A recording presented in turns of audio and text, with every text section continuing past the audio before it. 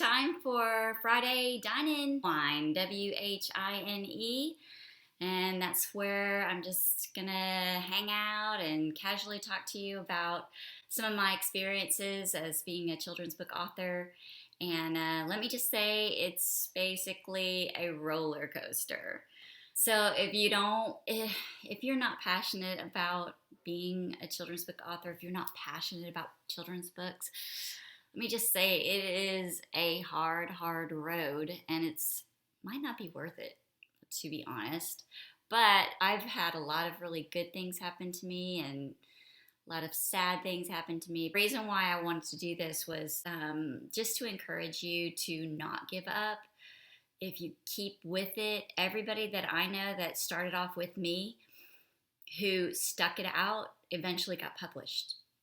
I'd say everyone in my critique group, every one of them got published, unless they quit early. And I mean by, they didn't stick it out for 6 or more years. And that sounds like a lot of years, but sometimes it takes 10 years. Sometimes it takes 15 years. One of my friends, it took 10 years for him to get his first novel, and his novel was amazing and was a bestseller. So you just have to persevere. All right, well, since it's a dine and wine, I love to go to different websites, recipe websites. We're in this quarantine situation, and what else is there to do, guys? Well, you do need to write. You definitely need to write.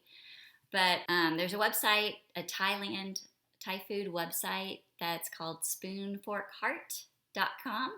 And I'll list the link below. She's a very sweet lady that's originally from Thailand, and she has amazing recipes. I used to live in Guam, and I just love Asian food. I didn't used to very much until we moved there. But, and so here is my salad. I'm just going to take a little bite. So I'm not going to have you watch me eat, but just one little bite.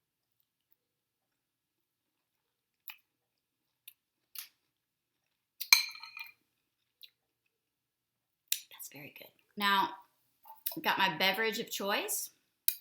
You can go get your beverage of choice and sit back and let me tell the tale. So back in the day, when I first started, it was probably, 2003-ish, 2002-ish. Yeah, about there. I had just tiny little kids at the time, and I had taken Institute for Children's Literature. If you don't know what that is, I'm going to post the link down below. It just really taught me how to go about, the publishing business. So I just did that class, and very quickly I learned that you would get rejections. And so I have this red folder full of all of my rejections, and there's a lot. And of course, this isn't all of my rejections. Now, when I got my agent, I put my rejections on just in a document, and then I print it out, and I would, post it like this. So I would just have it here so I can browse through it. A lot of times if you have something in your hand, you might look at it more than if it's buried in your computer drive somewhere. So, with each rejection, I would get a little bit of encouragement. So, but I was new. I didn't know anything about picture books, nothing. Understood story. So I wrote this little story called The Flying Saucer, and it was about these little bugs, and it was all in their POV. It was more of a third person omniscient, I'd say, but it was about this little bottle cap that this kid had taken off of his little orange juice and flung it, and the bugs found it and decided to use it for something, like one thought it was a bed, and the other one thought it was a swimming pool, and different things would happen with it to where it would change into something else. And then at the very end, the little boy sees it, and he's like, littered. So he takes it, and all the bugs are in it. The climax, all the bugs are in it. They're fighting about what this little orange lid is. And then when he sees it, he tosses it toward the trash can. Of course, it doesn't land in the trash can because we don't want the poor little bugs to be in the trash can. But once he flings it, they're all like, oh, we know what it is. And they said, a flying saucer. So, I thought that was cute. I don't know. So I was starting to send it to publishers. Well, it's about these little bugs, you know? What is the emotional impact of the silly bugs with this silly little cap? There isn't one. It's kind of fun to read, right? I mean, I thought little kids might want to read it, but it doesn't have enough emotional impact in order for it to become a picture book. Well, I didn't know. And so I don't have the rejection here. I must have cried over it and tossed it in the trash.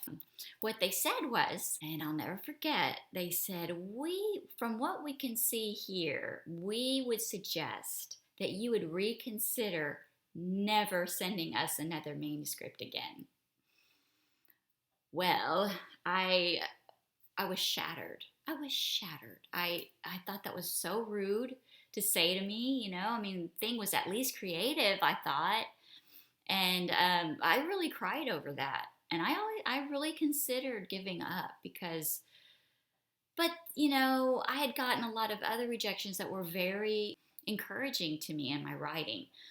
But I just want to say that that book ended up getting published. It did. It got published.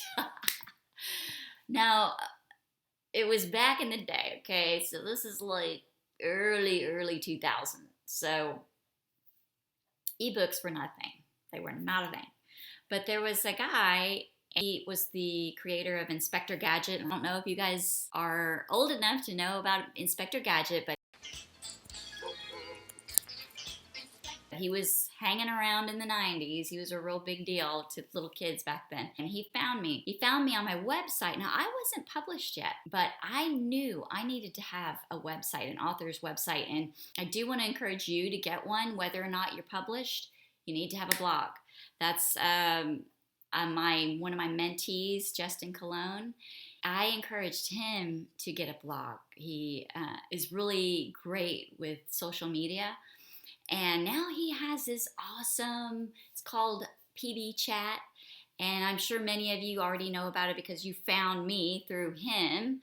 But he took off with that suggestion. And I'm going to tell that to all of you. It doesn't matter that you're published or not published. You need to get a website because you never know when opportunity might strike. So that's what happened. This guy saw my website and he knew I was a writer. I don't think, I had been writing for some online magazines at the time. I also had, I was writing for this science magazine. So I'd already had a little bit of publication under my belt, but I had nothing else. I mean, I didn't have any picture books, or I don't know why the guy even thought that I could write. But he emailed me and he said, I think you need to take a chance on my company. I was like, okay. I'll try. I mean, what did I have to lose, right? So what was really cool about it was, he was hiring these people. He hired editors. This was real stuff. He had hired illustrators. And so whatever I submitted to him, he took it and he had an illustrator illustrate it. And then kind of a good deal for me at the time because I got to learn how to work with an editor. You know, you might not realize it even if you're in a critique group. Editors, what they tell you and some of the strategies that they tell you to do, you're not going to want to do them. You think your baby is your baby, and you're not going to want to do what they say because it might be in this total wacko, place that you didn't even want to go with it. But it helped me to learn how to take their instructions and go with what they say because it's somebody else's viewpoint is always better. It is. It makes your brain go into a different way. So I actually got to see that little book published, and it was cute. And I'll try to post a little picture up here. And if it's still online, I don't know. I don't think so. I don't think it's still online. But it's really sad because he didn't know what he was doing. And he had a lot of money. So he put his money into, see, he didn't realize back then that in order to gain readership through ebooks, you needed to advertise on the web. He made this huge advertising campaign all throughout the US. I had a full page spread in the Honolulu newspaper, and I can link that down below. I do think that's still out. I don't know.